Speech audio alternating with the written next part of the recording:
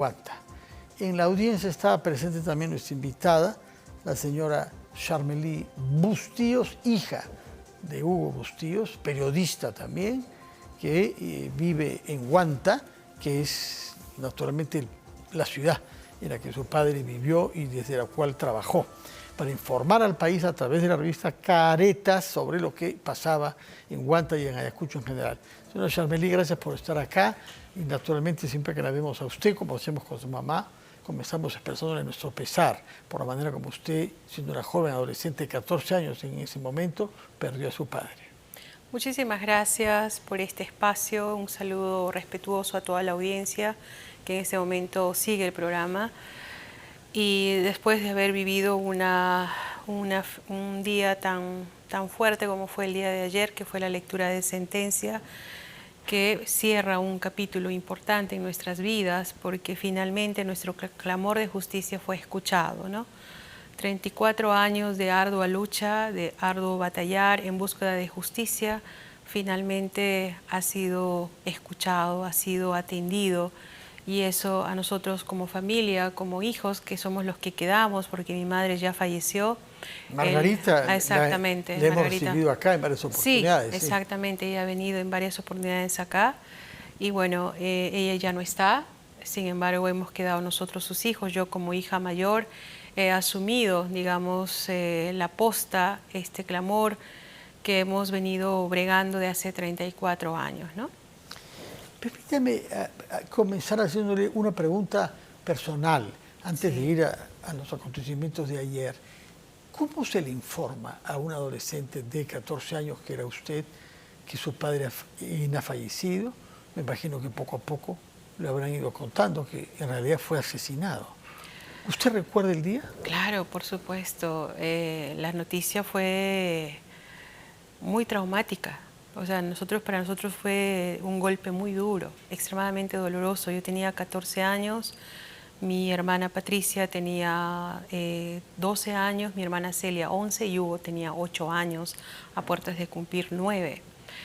Fue traumático porque a nosotros quien nos informa del asesinato de mi padre es un testigo presencial, el señor Ortiz, quien ve los hechos y él corre, o sea, prácticamente él hace todo el esfuerzo por llegar a casa y él prácticamente entra a la casa, abre la puerta abruptamente diciendo de que al doctor lo han asesinado, refiriéndose a mi padre.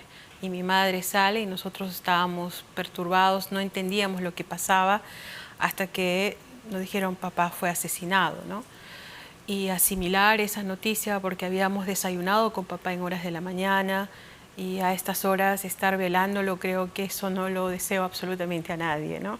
Fue muy, muy traumático eso. Entonces, desde ahí empezó nuestro proceso extremadamente doloroso. Hay que vivirlo para entender la magnitud de lo que se hizo y sobre todo con la crueldad, la alevosía con que fue asesinado mi padre, ¿no? De eso fue incluso enfatizado en la lectura de sentencia y de hecho se califica como crimen de lesa humanidad el asesinato de mi padre, ¿no?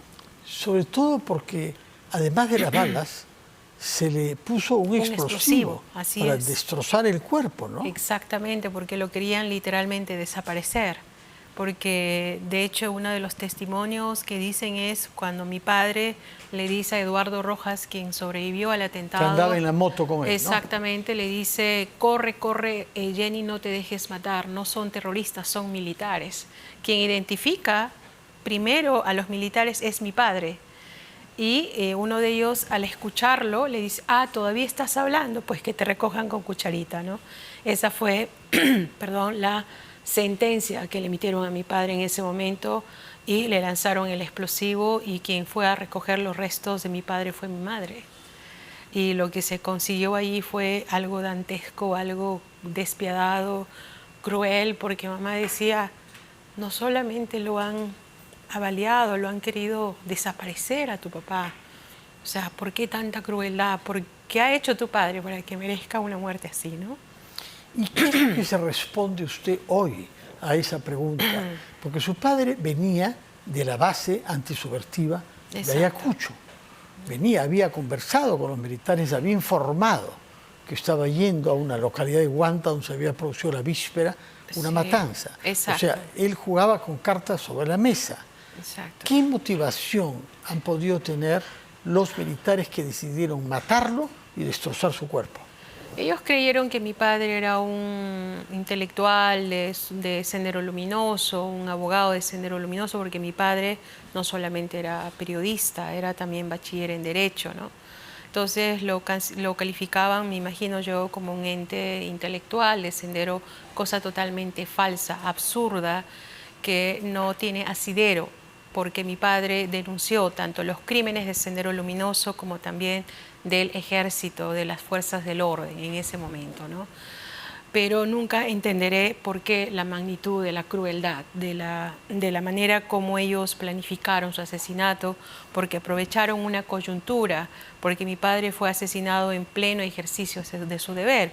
Él iba a cubrir un asesinato de una madre y de un hijo que se había producido la noche anterior.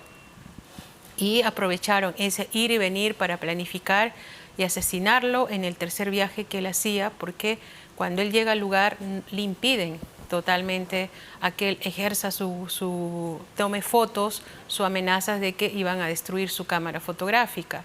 Cuando papá dice, soy periodista, es mi deber cubrir, entonces pida permiso al comandante del ejército de Castropampa de Huanta. Entonces mi padre se comunica y dice, Hugo, ven personalmente para darte el permiso por escrito. Y es ahí, ahora se entiende que todo fue una estrategia, una treta para que ellos tuviesen el tiempo para sencillamente matarlo, asesinarlo, ¿no? ¿Su padre conoció al señor Urresti? La verdad no sabría precisarlo, porque de quien sí puedo precisar que eran incluso amigos, intercambiaban videos de Betamax en aquel momento, de películas y todo eso, era con el comandante del ejército. Eran amigos. Con el jefe de la base. Exactamente, con el jefe de la base, ¿no? Eran amigos, de hecho en un par de... Eran amigos, es que el comandante sabía que no era un senderista ni un filosenderista. Exactamente, así es. Entonces, lamentablemente pues fue una falsa amistad, de verdad, no fue ninguna amistad, porque él terminó, como se dice, ordenando el asesinato de mi padre, porque él de hecho fue sentenciado por el asesinato de mi padre. Hubo una primera sentencia en el 2007 contra el comandante entonces Javier Lavera Hernández, cuyo apelativo en esos años era Javier Landa Dupont. Él es Víctor Lavera Hernández actualmente, es su nombre verdadero, y contra Amador Vidal Sanbento, conocido como Ojos de Gato, ¿no? Ellos en el 2007 son sentenciados a 17 y 15 años de cárcel, de los cuales solamente cumplieron 4 años de prisión. Y es ahí donde sale el nombre de Daniel Urresti. Fue su compañero de armas quien lo denuncia, quien dice. Eso es una de las cosas más extrañas en este caso, porque en general estos procesos son iniciados por una denuncia de una víctima, o de un familiar de una víctima como es usted, o de ONGs comprometidas en defensa de las víctimas. Pero en este caso no ha sido así. No ha sido El nombre así. de Urresti salió de boca de militares. Exactamente. Que dijeron, a él deben juzgar. Exacto. ¿Cómo explica usted eso? Porque había un malestar de parte del sentenciado, porque él dice en sus declaraciones de que le habían ofrecido que lo iban a ayudar con el tema legal, que no lo iban a afectar, pero él dijo muy claro que él solo no se iba a calar o bancar años de prisión, ¿no? Que había otra persona, habían otras que estaban vinculados y entre esos estaba Daniel Urresti Lera. Es él quien saca el nombre de Daniel Urresti. No fue Margarita, no fuimos nosotros, no fue como usted dice, no. Fue un compañero de armas. Eso me contó su madre, recuerdo. Así es. Que su madre me dijo, ella no había visto nunca a Urresti, ni había oído su nombre asociado al crimen. Exacto. Es cuando colegas, camaradas de armas de Urresti lo dicen, es que ella cobra conciencia de eso y se compromete naturalmente para que se esclarezca la verdad. Por supuesto. En torno a Urresti, ¿no? Y a medida que fueron avanzando las investigaciones, los jueces fueron encontrando elementos probatorios que determinaban su responsabilidad. Eso inicialmente se vio a Ayacucho, después fue trasladado acá a Lima. Entonces es así que empieza y hasta que se anuncia que iniciar un juicio. El doctor Landa informa y dice, sea un juicio, este caso está para un juicio, y el juicio empieza el 17 de julio del 2015. Desde esa época estamos en pleno juicio con el señor Daniel Urresti, cuya primera sentencia se dio el 4 de octubre del 2018, que sale absuelto. Nosotros rechazamos esa sentencia absolutoria y solicitamos la nulidad, y es así donde nosotros vamos a la Corte Suprema de Justicia, y los 5 jueces supremos son los que nos dan la razón y nos dicen de que las pruebas no han sido debidamente evaluadas como corresponden, tanto los testimonios de los testigos como los testimonios de la testigo presencial, Isabel Rodríguez Chipana. Entonces, es la Corte Suprema que decide que debe empezar un nuevo juicio. Y ese nuevo juicio es lo que finalizó el día de ayer, después de 2 años y 6 meses aproximadamente, ¿no? ¿Por qué cree usted que se hizo tan mal el primer juicio que absolvió a Daniel Urresti? ¿Fue negligencia? ¿Fue descuido? ¿O hubo una voluntad de favorecer al señor Urresti? La verdad, hasta el sol de hoy yo no entiendo por qué lo han tenido que absolver, porque las evidencias, las pruebas eran contundentes, y por eso que cuando lo absuelven eso genera un dolor inmenso en mi corazón, en mi familia, porque no daba cabida cómo era posible que, contando con tantos elementos probatorios, el señor Daniel Urresti fuese absuelto. Y por eso que nosotros impugnamos inmediatamente esa absolución, y yo nunca dejaré de calificar esa sentencia absolutoria como una sentencia abusiva, injusta, vergonzosa, porque uno lee esa sentencia y es extremadamente vergonzosa. Argumentar de que Isabel Rodríguez denunció al señor Daniel Urresti por cuestión de odio y que sus compañeros de armas sacaron a relucir su nombre por cuestión de venganza. Entonces lo resumen a un estado emocional de odio y venganza, como que nada más ahí pasó, y eso es terrible. O sea, eso es algo que uno lo evalúa y no lo entiende. No le entiende por qué ha sido eso, qué criterios manejaron los jueces, algo que yo nunca voy a entender y que de verdad siempre me costará, siempre será un interrogante qué pasó ahí, ¿no? Usted ha mencionado a la testigo principal, la señora Isabel. Así es. ¿Dónde estaba ella? ¿Qué es lo que pudo ver? Ella fue testigo presencial. De ella, en su testimonio, en su narración, ella manifiesta que ella vio al señor Urresti Centurión esconderse Centurión en su casa. Otro oficial, exactamente. En el ejército, sí, junto a Uño de Gato. Exacto, Centurión, sí. Ellos se esconden en su cocina sin techar.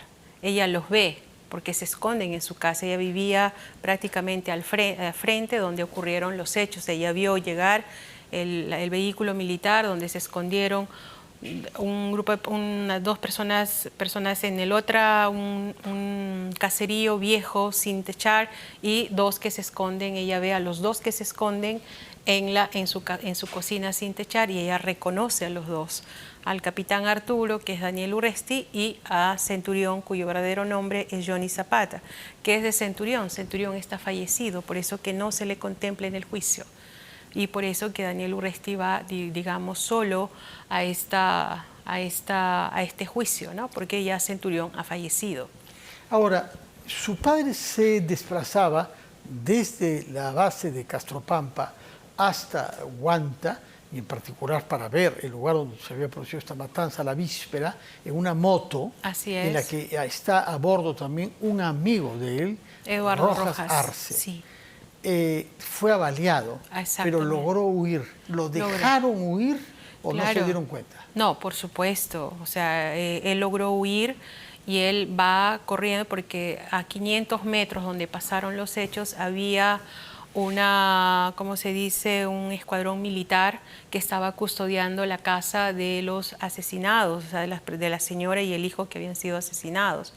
Y él llega desesperado, gritando: han matado a mi colega, han asesinado, nos han atacado. Entonces ellos son los que lo salvaguardan, digamos, y lo salvan a él, ¿no? Porque cuando ellos llegan al lugar de los hechos ya había llegado otra patrulla, que era la patrulla de la Guardia Republicana. Entonces, ellos en un primer momento dijeron de que había sido Sendero Luminoso. Era absurdo que Sendero Luminoso se meta a la boca del lobo, porque papá, al bajar, antes de que fuese avaliado, él se consigue con una patrulla que venía a pie de la Guardia Republicana en ese entonces. Y es por eso que ellos son los primeros en llegar al lugar de los hechos, ¿no? Y al poco rato llega la otra patrulla militar con Eduardo, que estaba gravemente herido. Pero ya las personas que habían ejecutado el asesinato habían ya huido. Entonces todo se ha dado de una manera, digamos, coordinada para que hicieran entender o dar a entender de que había sido Sendero Luminoso. Justamente la sentencia del día de ayer dice, si está corroborado, comprobado que fueron militares quienes asesinaron a mi padre. Eso ya no tiene discusión, eso está confirmado, reafirmado. Ahora bien, si ustedes decían que había sido Sendero Luminoso, ¿por qué ustedes nunca levantaron una investigación? ¿Por qué nunca ustedes hicieron un seguimiento? ¿Dónde está ese documento que dice le hemos dado los pasos, hemos hecho las investigaciones o las pesquisas correspondientes? Y aquí está, no hay nada de eso, no hay constancia de eso. Entonces, simplemente hay contradicciones y que eso lo evidencia, lo evidencia claramente la sentencia del día de ayer, que ha sido una sentencia minuciosa, que ha sido examinada de manera individual y de manera conjunta también, y que ha sido muy, muy detallada, ¿no? Charmely Bustíos, muchas gracias por su presencia acá. Nunca nos cansaremos, naturalmente, de expresarle el respeto que sentimos por un periodista que hace su trabajo con independencia y con sentido crítico en condiciones difíciles. Así Pero es. su padre fue un hombre responsable, un hombre que amaba a su país, amaba la paz. Justamente acá lo relevante es que pocos minutos antes de morir, él fue a la base contrasubversiva y habló con los oficiales para informarles lo que sabía y lo que iba a hacer. Exacto. Que es lo que hace totalmente inexplicable que haya sido asesinado por esos mismos militares que fue a visitar, sabiendo que colaboraba con una revista como Caretas, que jugaba en ese año 88 un rol muy importante, y naturalmente en la narración de los hechos bárbaros que cometía Sendero Luminoso, pero también en las violaciones a los derechos humanos que lamentablemente los agentes del Estado cometieron, como es el caso con su padre.